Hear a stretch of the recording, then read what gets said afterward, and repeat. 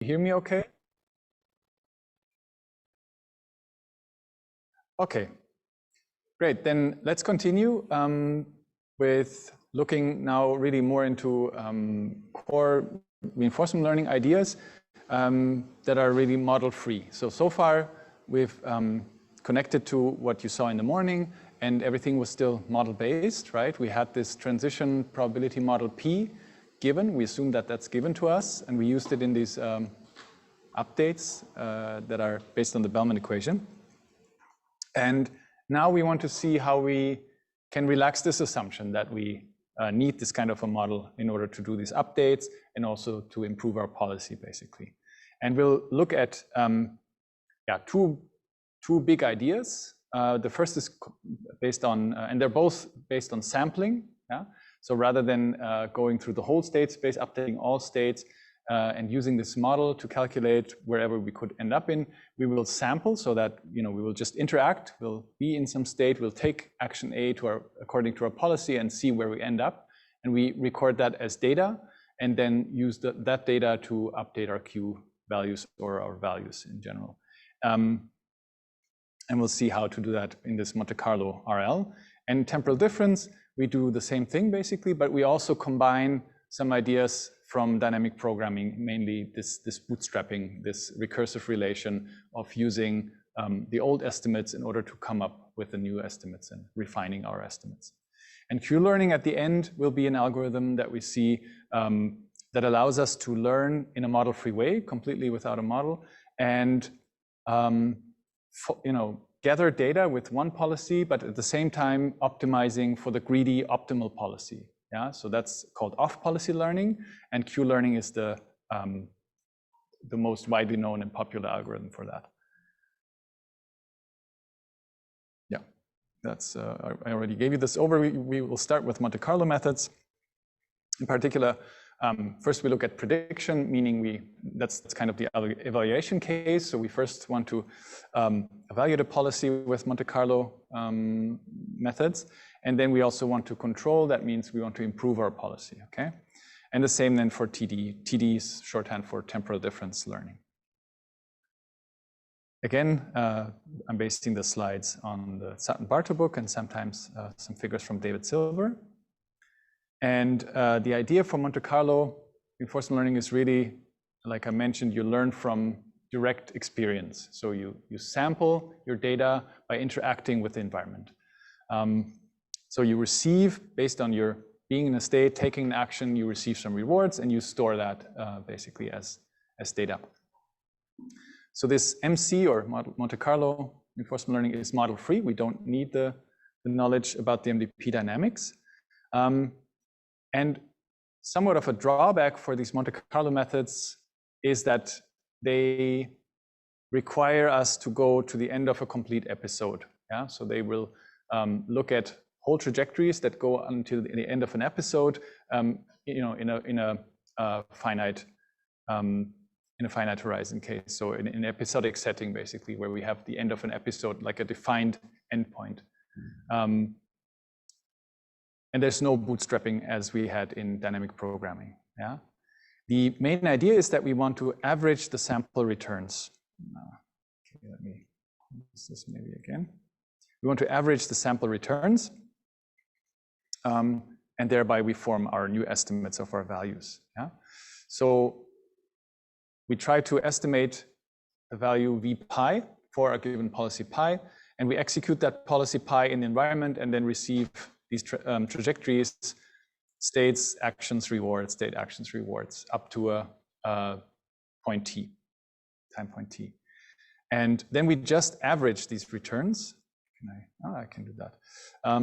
So we just average these returns that we observe by executing the policy in the environment. So basically what we do, rather than calculating the expected return, where we would really need the model, the transition probability model, yeah, that would allow us to do that. But we don't want to rely on that model, so we use the empirical mean return. Yeah? So we calculate the empirical mean rather than using the calculating the expected return, because we don't want to be reliant on the model.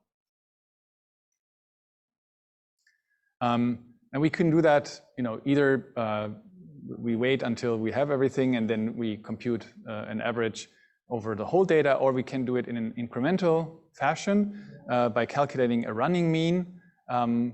And the way we can do that is, the running mean is defined like that. We basically just sum up all the values and up to a point k, and then divide by 1 over k. Yeah, and then if we want to do that for a new data point that we get, then we can again use our old estimate basically to update towards a new value of the mean. Yeah, and the way this is done, you can see this by basically pulling out this kth data point out of the sum. So our counter for the sum, the limit up here, reduces by 1. Yeah, so this is now k minus 1, and then you can, if you take a close look, this is basically the same thing as we had up here, but it just differs by this factor in front, right? So we should have a 1 over k minus 1 in front of this in order for this to become mu of k minus 1. Yeah, and since we're lacking this 1 over k minus 1 in front, we need to basically correct for this. Yeah, so this is the definition of mu k minus 1, but we need to correct with this k minus 1 factor in front.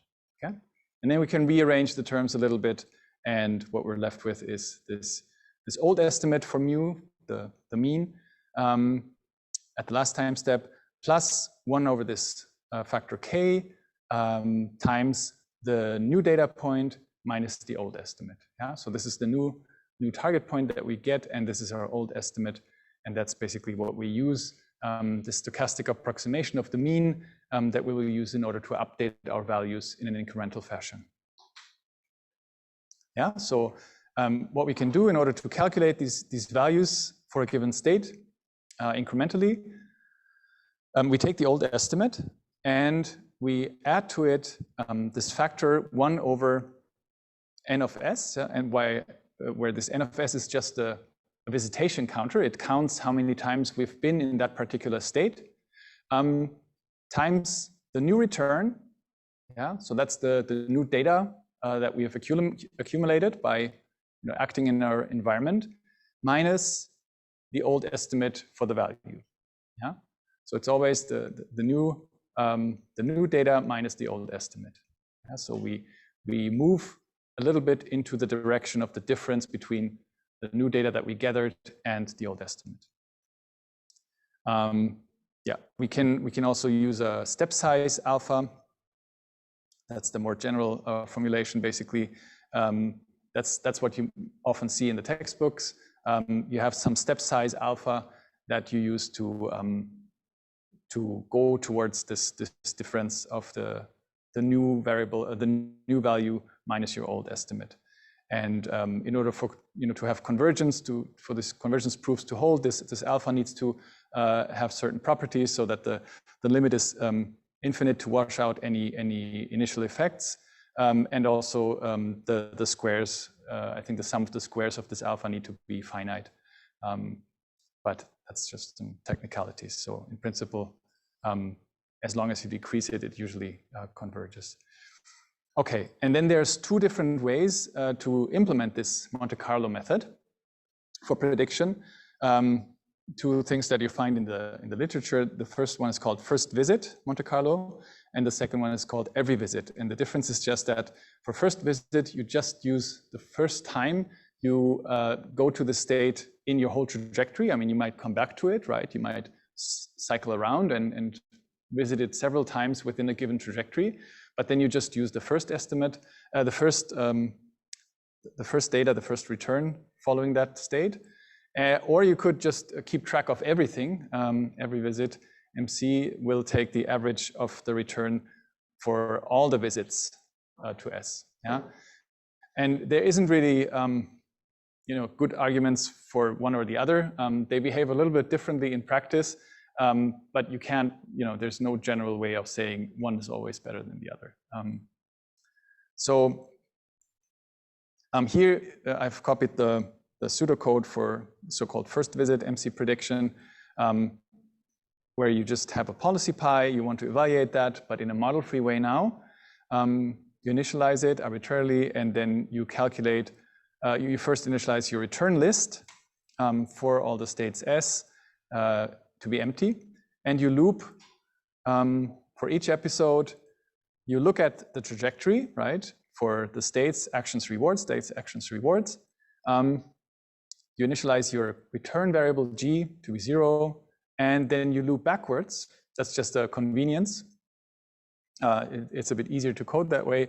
You loop backwards from t-1 back to 0, and you always update your G as the discounted G from before, plus the reward that you got at this time point t. Yeah, so that way you don't need to, you know, the discount values will be multiplied implicitly. You don't need to do that. You don't need to keep track. And you do that you know, unless this ST is already in the trajectory before, then you would append it to the return list, and you would then average you would update your value for that state as the average over all the returns that you've gathered over the different episodes. Yeah, but only if it's not earlier in the episode. If it comes earlier, then you take the one that comes earlier. Yeah, so it's a very simple concept. You just execute your policy, you look at the trajectories and the returns that you gather, and then you basically average them together, yeah, for all the states in your trajectories. Okay, right, and so there's some other thing that we need to talk about. So in general, yeah, especially if we want to talk about control, when we want to improve our policy, yeah. So before we said we can just use this argmax and you know, based on the values that we've calculated, and we're good. This is a convergent process, as I said, in this basic iterative scheme where you go from evaluation to improvement, evaluation, improvement, and so on until you converge to your optimal values and optimal policy. And in the Monte Carlo case, you know, our V will converge to V pi approximately, yeah, as we gather more and more data, of course. But the policy improvement, there's a question mark on the greedy here. So can we just do it greedily? And the answer is we can't actually, because the problem is here we need to basically update all values and not just those, or let's put it differently. I mean, we need to take care that we get updates for all the states. And we can't just, you know, execute our policy and maybe then it converges and it never visits some certain states, so we wouldn't update them. Yeah, in that case, we can't be sure that we converge to the optimal solution. Yeah, so this comes back a little bit to this exploration trade-off, right? We need to make sure for these sampling-based algorithms that we always visit and update all the states, and we execute all the actions infinitely often, actually, in the, you know, just for the convergence proofs to hold. In practice, of course, we stop after a finite amount of time, but in general, that's what we need for these sampling-based algorithms to work. Right, so one problem for this policy improvement thing is that generally we said we also need a transition model here, right? So we have this P of S prime and R given S and A, and that's our transition probability model, right? However, if we have Q values, then we can just do the argmax over actions with respect to the Q values, okay? There, basically the Q values already encode. Yeah, I mean, this is for a given action, and we can then just say, okay, what if we took this action? What if we took this action? Without having to ask this model, basically, where wouldn't we end up in if we took this action? So we already have accumulated everything in this Q value, and we can then just directly look up what's the best Q value for the different actions. So what we can do then is we can do Monte Carlo policy evaluation with Q values, yeah, so that we estimate Q pi. And then still the question of how to deal with the improvement. And as I said, we can't really be greedy, because if we are just greedy with respect to the states that we've visited, we might miss out on important other information. So we need to make sure that we keep exploring. And we need to make sure that each state action pair is visited basically an infinite number of times, yeah? In theory at least. And a very simple idea is to not always be greedy, but be greedy most of the time, yeah? In a probabilistic sense, where we say, well, with probability epsilon, we take just any action, yeah, in a stochastic policy, for instance. But yeah, usually with 1 minus epsilon plus also this epsilon divided by the number of actions that we have. That's the probability mass that we give the greedy action. Yeah, with respect to the Q values that are, of course, approximate because we've calculated them with MC, yeah, with Monte Carlo rollouts. So these aren't the real Q values, but these are estimated Q values based on the empirical mean, yeah, based on what we have calculated with these rollouts, with the policy. Okay, so that's the idea. We have a policy that's greedy most of the time, but with a probability epsilon, we take any action. Yeah? And you can actually prove that that still converges to the optimal policy.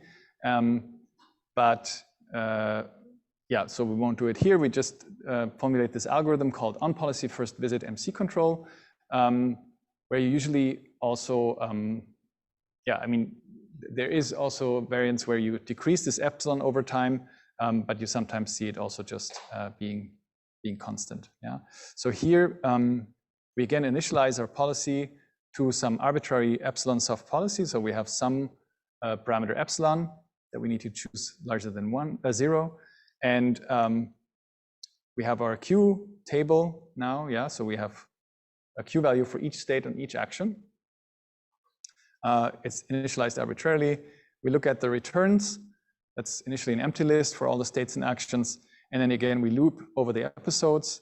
Again, look at trajectories of S, A, and R for all the different states that we visited in the trajectory. Initialize our returns with 0 and then loop backwards again from t-1 to 0. Do this updating of the G variable just as before, yeah, by taking the discounted old value plus the new reward that we saw in the trajectory. And again, since this is first visit, we need to make sure that this state action pair does not appear in the earlier steps of the trajectory. If it didn't, then we just append it to the list of returns and we then average again. Yeah? And then we can improve our policy by taking the argmax over A of these Q values that we've just updated. Yeah? And again, the policy is then just 1 minus epsilon plus this epsilon over the number of actions. If our if A is the optimal action, and otherwise it has the probability of epsilon divided by the number of actions. Yeah, so that's the case for all the actions. Okay, so that would be an implementation of this on-policy first visit MC control. Before I go on, I stop real quick for questions. Record, please. Thank you. Good. Okay, so that's now we talked about Monte Carlo, the Monte Carlo way of calculating these Q values or state values or action values and deriving policies from it in a model-free way. But we saw that one problem is that we need to wait until the end of the episode. Yeah? So we need to look at these full trajectories and then average them together. Now we will look at temporal difference learning, which gets around that by basically still doing sampling, but also combining some ideas from dynamic programming, namely this bootstrapping with the estimates of our values for the next state. Yeah. So if you think again about the Bellman equation, there always was this relationship between the value of a given state with its next state, and that's exactly again what we will exploit here in this temporal difference formulation. Yeah. So the similarities are that we learn directly from the raw experience. We don't need a model, but we can actually already learn from incomplete episodes because we bootstrap. Yeah, so bootstrapping again means we update our estimated values based on the estimates of other values without having to wait for the end of the episode. Yeah, so the shorthand is you update a guess towards a guess. Okay, you guess or you estimate your values, and in order to improve it, you use your previous estimate. Yeah. Okay, so let's contrast these two ways a little bit more in detail. So the stochastic approximation for this, calculating this incremental mean, in the case for Monte Carlo updates, would be this, right? So we update our values for a given state st by taking its old estimate plus the step size of the new target, which is this gt. Yeah, that's what we've just gathered, the new return, and then this is the value. This is the old estimate that we had before, and alpha was the step size parameter. Now we basically replace in the TD case, so TD for temporal difference, we replace this full return, which is the full episode, right? We replace it with this R, t plus 1, the immediate return, reward, sorry, at state t plus 1, plus the discounted value for the next state, okay? So here again, we use this, we bootstrap, right? So we use this value for the next state that comes directly from the Bellman equation, right? This relationship between the old state and the new state that was formulated in this Bellman equation. So that's our new target, yeah? And it will improve over time because we get new real data, right? We actually get a new data point in terms of the immediate reward at this time point t plus 1. And we still use our old estimate in this discounted value for the next state. Yeah? But that now means we don't have to wait until the end of the episode to have this full return, but immediately after receiving one additional real immediate reward, we use it together with our old estimate and we update based on the difference to the old estimate. Yeah? So that particular, these two terms together, this is called the TD target. Yeah, that's what you have here. It's the target for our stochastic approximation here. And this full thing, right, the TD target minus the old estimate is sometimes called the TD error. And it's often used in the different algorithms. You can actually relate the two. If you think about the Monte Carlo case and the TD case, and you look at the so-called Monte Carlo error, which is really just this, yeah, the new return that you accumulated in a given trajectory and minus the old estimate, and this TD error, we can relate the two, and we'll see that they're actually can be seen as equivalent, or we can formulate the Monte Carlo error in terms of these temporal difference errors. Yeah? And the way this is done is using a little mathematical trick, basically. So we use this TD error basically by, we update, we put in this V plus ST plus 1, and we subtract it again. Yeah, so we don't really add anything here. And then we can again factor out this factor of gamma. So I mean, these cancel out basically, and then we're left with this. We factor out this factor of gamma, and then we can do the same thing again. Yeah, so we can write this value as this return for the t plus 2 minus the value at that time. Yeah, and again we can add and subtract these values for st plus 2, and then basically telescope this out until everything that we're left with, we can summarize this as the sum of the discounted temporal difference errors. Yeah.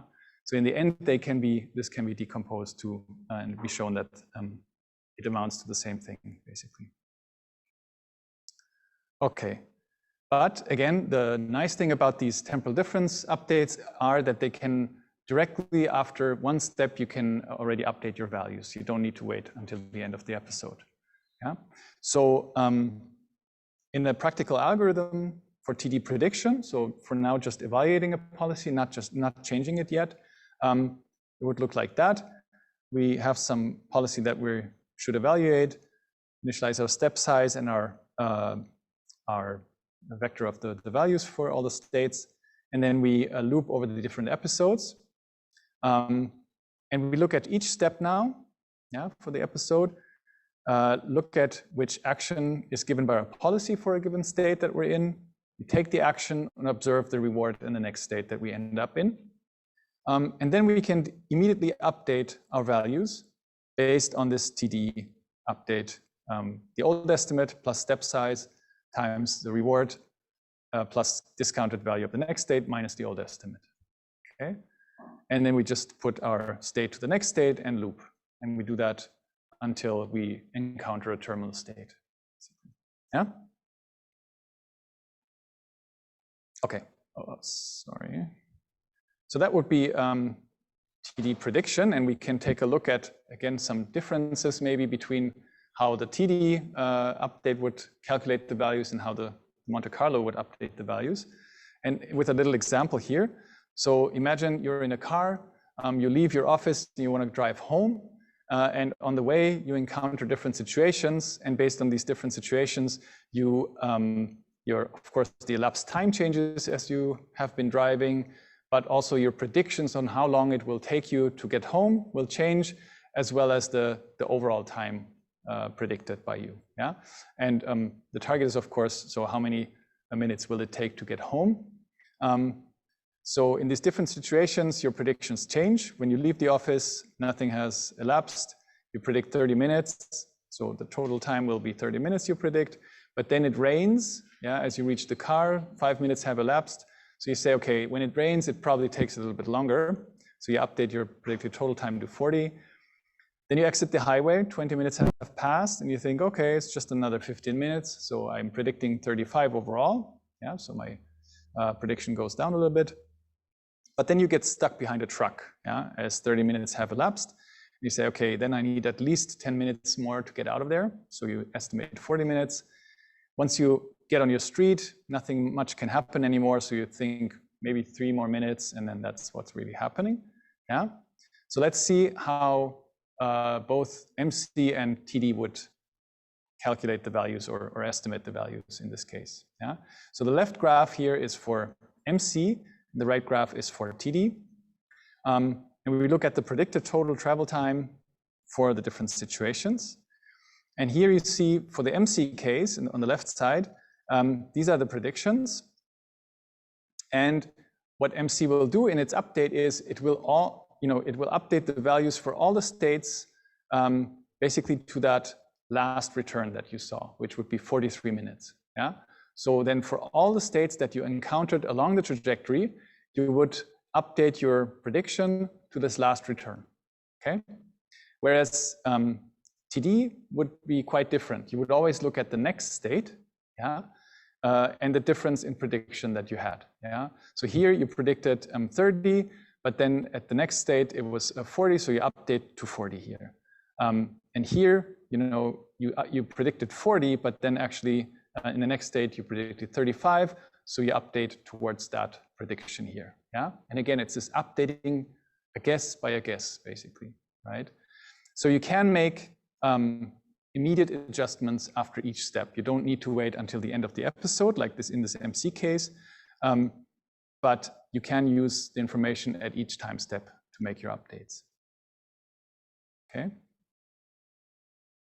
Okay, so let's contrast this a little bit more, and then I think we're almost done. That's another example there. TD can learn after every step. MC needs to wait for the final return. In TD, we don't even need a final outcome. Yeah, so we can, in infinite horizon tasks, just keep on updating our guess towards a guess to do this bootstrapping. The return G does, of course, depend on random transitions and rewards. Yeah, so I mean, you basically have many transitions that can be stochastic. And because that, you tend to have a high variance in the return because, you take actions using your policy, but because you have these stochastic transitions in the most general case, you might end up in very different places as you roll out your policy several times, right? And you average these things together, but still the MC target, since you have many of these rollouts until the end of the episode, you tend to have high variance in your returns. Whereas in TD, you only do a one step, right? Which of course is also stochastic, but you don't have this very large difference because of the many stochastic transitions. You don't have so much variance in where you end up in, So that's why the TD target has much less variance usually, but it is a little bit biased because of course you have to initialize your values with something, right? And that's usually going to be wrong. You're not going to guess the right values, right? Otherwise you wouldn't have to do this if you would be able to do that. So in order for it, as you do more and more updates, of course, this initialization effect will wash out and you will be less and less biased. But at each point, you're a little bit biased compared to MC, where you really just work with the real data. You just work with the real returns. There's no bias introduced by any initialization or something like that. So this is, just a second. This is so-called a bias variance trade-off that we find often in machine learning in general. And here it's, we find it for MC versus TD methods also. Okay, maybe we can stop real quick and take some questions. Thanks. Okay, so one more example before we then, I think, get to Q-learning, or SARSA and Q-learning, so TD control. So let's look at an example where we have two states, A and B, and we have these transitions. So basically, if we start in A one time, we receive a reward of 0 going to B, and then we have another reward of 0 being in B. And then the other transitions start in B or receive a reward of 1. Basically 6 times we see that happening. And one time we start in B and we get a reward of 0. Okay. So what are the values for A and B given in this data for MC and for TD? Well, if we just look at B for a second, we saw that 6 times out of 8, it would end up with a return of 1, and just 0 otherwise in 2 cases out of 8. So, it would be reasonable to assume the value of 0.75. That's the expectation that we can form from that, right? And how about A, right? That's a more interesting case. Well, we basically only saw A once, and it led to B in that case. So in all cases, A led to B that we saw. So we could assume that A should have this value that B has. So if we start in A, we should be able to reach the same outcomes. So we could assume it has a value of 0.75. And if we had the structure of the Markov process given to us, then that would be the values that we would compute. So if you had the transition model and would do dynamic programming, and TD is finding the same solution, basically. If you update this with a TD update, you get to the solution that B and A both have this 0.75. If you do MC, the value for A would be 0. Because every time you started in A, the end result was ending up in 0. So that's the target you update towards for MC. So if you basically look at, if you would formulate this as a problem minimizing the mean squared error between your final returns and your predictions, then MC would exactly minimize that. But it doesn't look at the in-between values. Right? That's what TD does, but MC doesn't do that. So, and in general, so you could argue that TD is implicitly learning the structure of the MDP, and it's using this Markov assumption basically. But so, and it will end up to the same solution as dynamic programming in the end, and MC. Gets a different, on finite data, it will just get a different solution because it only uses the end result of the whole process, right? Okay. So in general, it says batch MC here. That just means you accumulate all your data and then you do your updates based on that. Monte Carlo method will converge to a solution that has the minimum mean squared error on the observed returns at the end. Yeah? Whereas the TD solution can be seen as achieving a maximum likelihood solution for the different returns at the different time points, and implicitly estimating this Markov model for the MDP. So you basically, you always assume that the values that you calculated with MC and also with TD really refer to the right values. Of course, they're just approximations because we do sampling, yeah. But you do your calculations as if they were the real values, and that's why this is sometimes called the certainty equivalence, just in case you see that. Okay. I will skip this example here. You can look at it. It's just another example to illustrate the difference between MC and TD. And it has somewhat similar properties to what you saw in the last example. Just a little note, I think there's one mistake in the solution that we provide here because the states S4 and S5 shouldn't be updated. Yeah, so this should stay 0 and this should stay 0 as well. So, but yeah, feel free to look at this, and if you have questions, we can discuss it later offline. I want to, at the end for today, just present some Monte Carlo, some TD-based control methods. And the first is an on-policy method, and the second one an off-policy method. The first one is called SARSA, and it will become clear. Yeah, and basically it becomes clear if you look at this. So it's called SARSA because it uses the given state, action executed in that state by our policy, the reward that we get, and then looks at the next state that we end up in a trajectory, and the next action as our policy would take it. Yeah, so that's also giving it away here. That's why it's called an on-policy method, because it just uses actions as the policy would prescribe it, basically. Okay, so the most interesting part here is this update. Oh, I can't highlight it. Down here. So here, when you update your Q values, again, this is Monte Carlo control. We want to be able to improve our policy without having to resort to a model. Yeah, so that's why we use Q values. And the way we update our Q values is, again, using the stochastic approximation. We use our old estimate plus step size times the immediate reward plus the discounted Q value for the next state, yeah, S prime, and the next action as we took it with our policy A prime. Yeah, so SARSA, SARSA, minus the old estimate for S and A. Yeah, okay.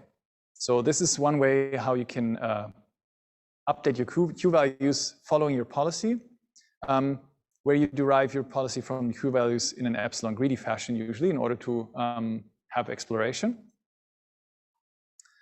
And I'm skipping this as well.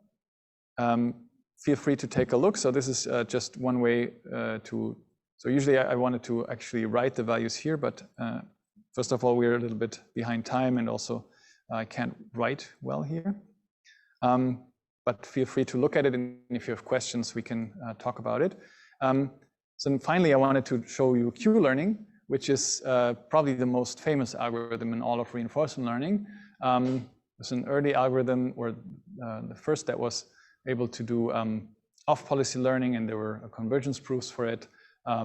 So it's a very successful algorithm that is still the basis for many of the state-of-the-art algorithms that we have today, with function approximation and many bells and whistles, of course. But this is for the tabular case, everything discrete, states and actions. The nice thing is that we can estimate Q values for the greedy policy, so we will become optimal in the end. But we can observe any policy. That's what it means to be off policy, right? So we observe, we have some policy that is derived from our Q estimates, yeah? So it could be an epsilon greedy policy. We take that action, observe rewards in next states, and in our update, we use the state and action, as described by this policy, but in the update, then we use the maximum over A here. Yeah. So this maximum over A, this does not need to be the same as what our policy, this policy that we used up here to generate the data would take. Yeah. So we could even have, in principle, we could have a uniformly random policy, just completely same probability for every action. Yeah. But since we're updating here with the max over actions, yeah, we would basically update towards the greedy policy, even though the data didn't come from the greedy policy. Yeah, so that's an important difference to SARSA, and that's really what makes this off policy. Yeah. Okay. And again, if we have the same conditions as before, we keep exploring. We have infinitely often we visit all the states and execute all the actions, and we have step size parameters that are small enough and so on. Then you can prove convergence for Q learning, even though you have initial values that are arbitrary except for terminal states. They need to be 0. Okay. Okay, also skip that. Let me summarize.